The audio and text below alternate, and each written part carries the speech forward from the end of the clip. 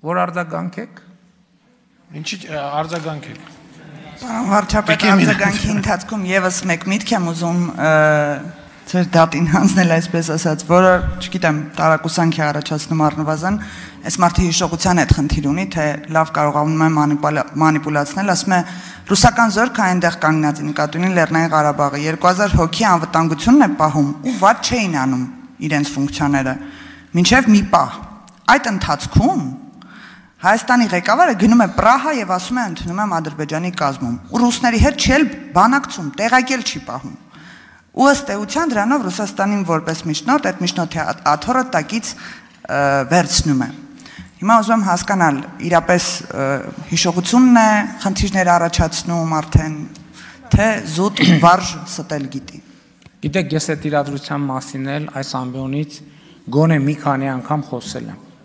Ես խոսել եմ այն մասին, որ դրան նախորդող շրջանում ես տեսնելով զարգացումները մեր գործընկերներին Հավաքական անվտանգության պայմանագրի կազմակերպության ասել եմ, որ ես տեսնում եմ Հայաստանի ինքնիշխան տարածքի վրա հարձակման ռիսկ։ Հավաքական անվտանգության պայմանագրի կազմակերպության մեր գործընկերները ասել են, որ իրենք դա հնարավոր չեն համարում, բայց առավել եւս Հայաստանի սահմանները իրենց համար կարմիր գիծ են։ Երբ որ տեղի է ունեցել 2022 թվականի սեպտեմբերյան պատերազմը, երբ որ Հայաստանի տարածք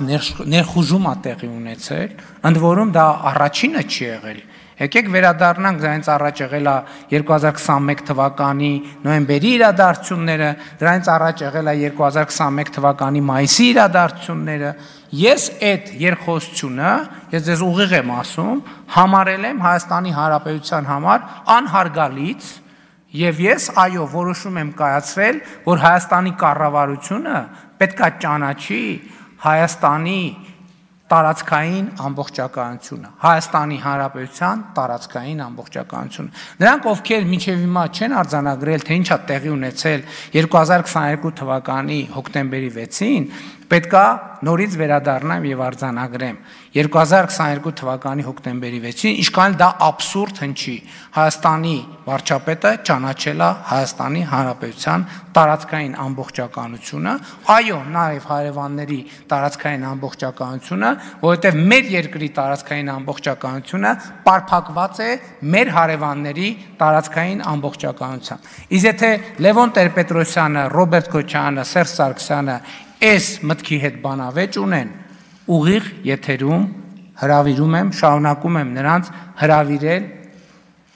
բանավեճի։ Երբ որ ընդհանրապես, գիտեք ինչ, երբ որ որևէ մի բան են ասում, հերթական սարսափազդու կամ հիմար միտքն են արտահայտում մեր հարգելի գործընկերները, ուրեմն առաջին ռեակցիան իմացեք։ Եկեք ձեր խելոք, հիմար, իմաստուն, ոչ այդքան մտքերը հավաքեք, եկեք կանգնենք, ընդ որում տեսեք, չէ, ազնիվ բան եմ, չառաջարկում, մեկը ընդդեմ 3-ի, մեկը ընդդեմ 3-ի։ Ընեն չի, չէ, որ ասում եմ մենք գանք 6 հոգով ձեր դեմը, ասում եմ եկեք մեկը ընդդեմ 3-ի։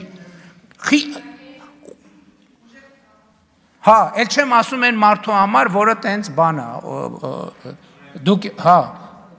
մեկը ընդդեմ 3-ի, եկեք բանավեճի, դուք ինչի չեք գալիս։ Ես ասեցի, նախկինում ասել եմ, էլի չկրկնեմ, շատ լավ։